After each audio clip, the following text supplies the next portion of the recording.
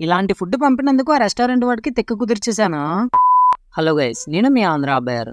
అసలు ఏమైందంటే నేను కేరళలో కొన్ని బ్యూటిఫుల్ ప్లేసెస్తో పాటు చెన్నై స్నేక్ పార్క్ను ఎక్స్ప్లోర్ చేసి ఇంటికి రిటర్న్ అవుతున్నప్పుడు ఫుల్గా ఆకలి వేసి టొమాటోలో నెల్లూరు స్టేషన్కి ఫుడ్ ఆర్డర్ పెట్టుకున్నా.